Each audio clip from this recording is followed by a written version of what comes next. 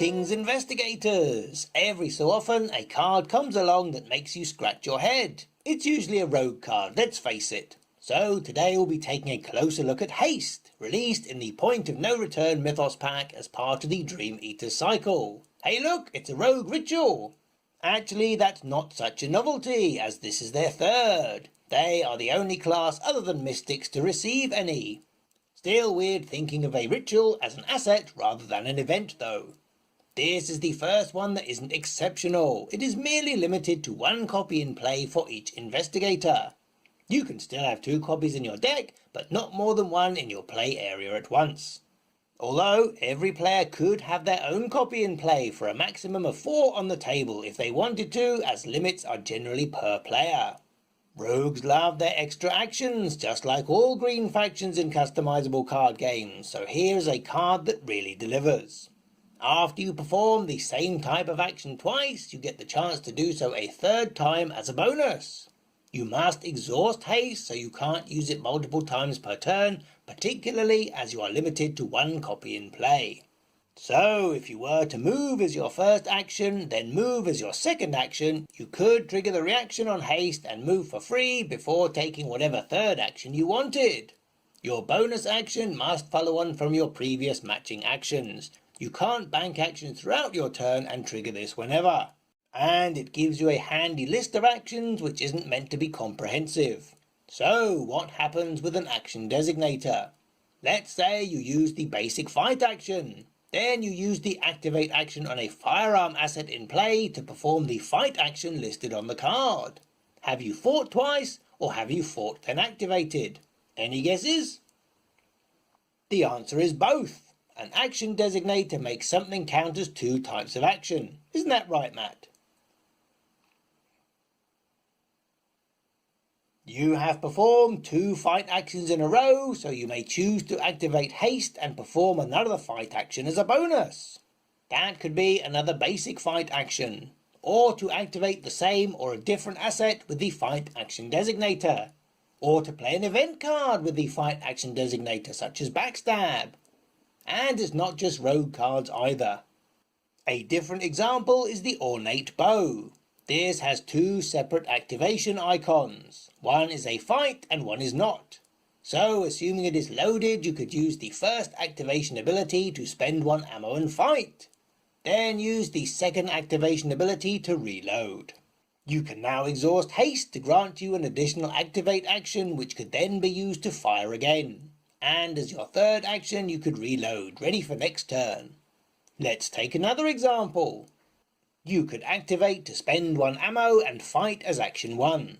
And if that defeats an enemy, activate Kerosene as action 2. Activate to reload the bow as action 3, and then exhaust Haste to grant you an additional activate action which could then be used to fire again. So when does Haste start counting repeated actions? Like all cards, Haste has to be in play before you can take advantage of its ability text. The only tricky situation is when it starts counting play actions. You can't trigger Haste's ability if it wasn't in play for one of the actions being counted. If your first action was to play a card like Hot Streak and your second action was to play Haste, you would not be able to trigger Haste's reaction ability. You could trigger it if your 3rd action was then to play another card, though because the action you spent playing Haste does count. Just to be clear, Haste being played counts as your first play action.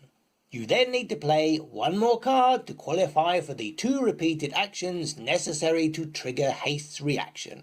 So if you played Haste first and then Hot Streak, that would count as 2 play actions, so then you could trigger Haste's reaction ability and play another card without it costing you an action. You still need to pay the resource cost of the card and any other costs, however.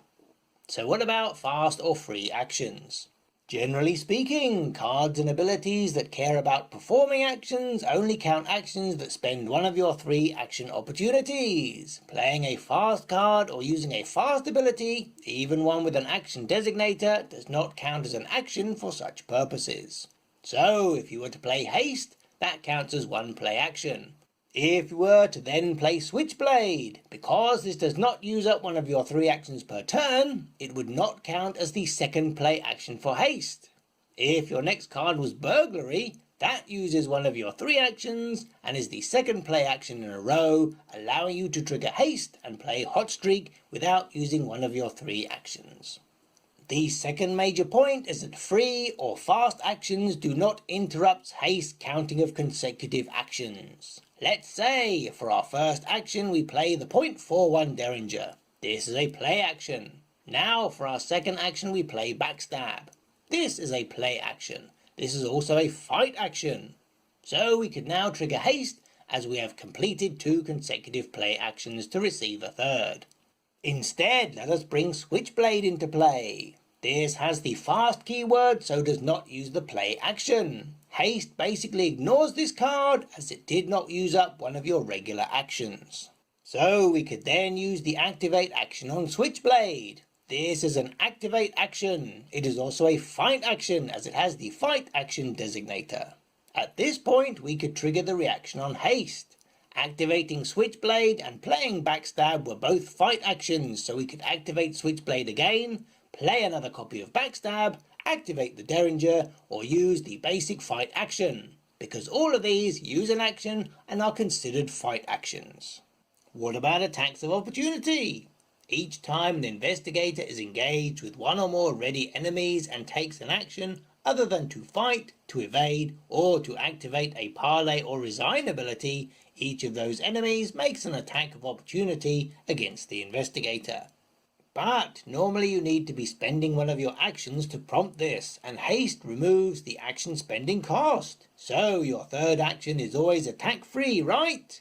Wrong! What game do you think you're playing here? That's far too generous. The additional action does provoke attacks of opportunity. When a card ability instructs you to take an action, it follows the same process and all the rules for taking an action using one of your 3 actions. Essentially, it is like you are gaining and then spending an action. This is the same as Ursula Down's reaction ability. So, to be clear, Haste isn't making your third matching action a free action, just giving you a bonus action of the same type. Which means it works with Payday, so make sure to monetize all these extra actions. If you are unlucky enough to draw a basic weakness with activation icons to resolve, or if your investigator comes with one as standard like Jenny Barnes, or you have teammates that do, then Haste seems like a good idea, right? If only. In this situation, you are dealing with a single activate action which happens to use multiple action opportunities. But don't take our word for it. So using a double action does not immediately allow you to trigger Haste. Feeling more confident? It takes up an arcane slot, but that is something rogues are generally fine with. It is a level 2 card, so other than rogues, only Leo, Lola and Wendy can take it. Before we go, we get a glimpse of Dexter Drake on the card, who was recently announced as the first replacement investigator in a new novella. Maybe he'll be part rogue. Who knows?